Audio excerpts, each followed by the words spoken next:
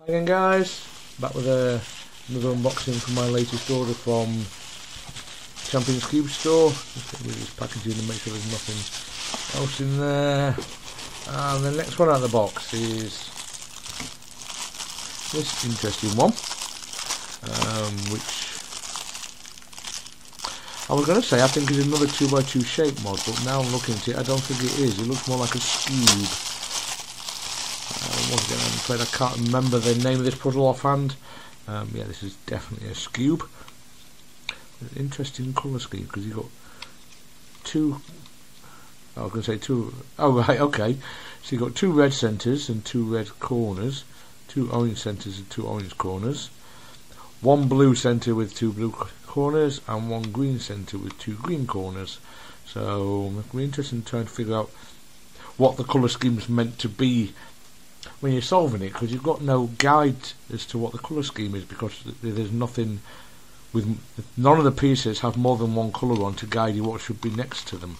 And yeah, people, blimey, that's stiff out of the box. That's definitely going to need some baking in and probably lube as well. That really is stiff out there. Well, I can feel straight away actually it's improving. So yeah, but that first turn was so stiff I actually wondered if I was trying to turn it wrong because it didn't want to go at all. But yeah, that's weird because it's just no guide to the colour scheme at all. And I think this one, is this one called the rugby ball or something like that? Oh, I can't remember. I'll have to look it up and put it in the name of the video obviously, so you will see it then.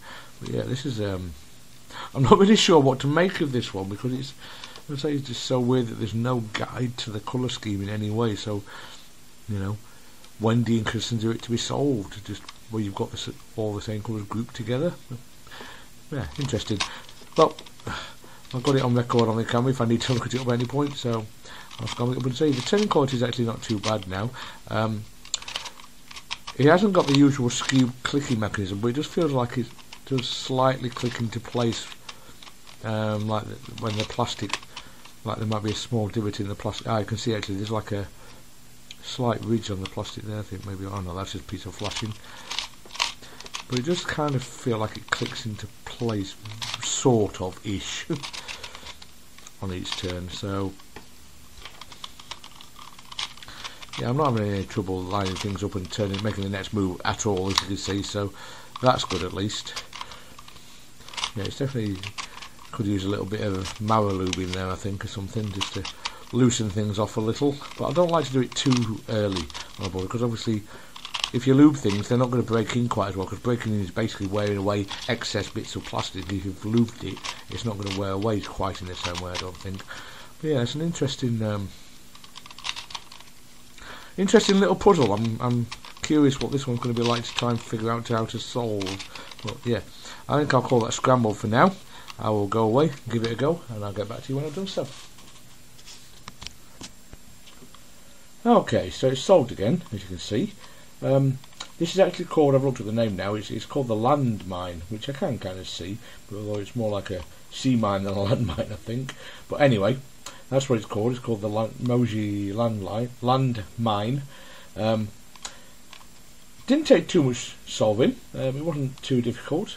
There's no orientation required of the centres or corners, so really you just need to get them all in the right place.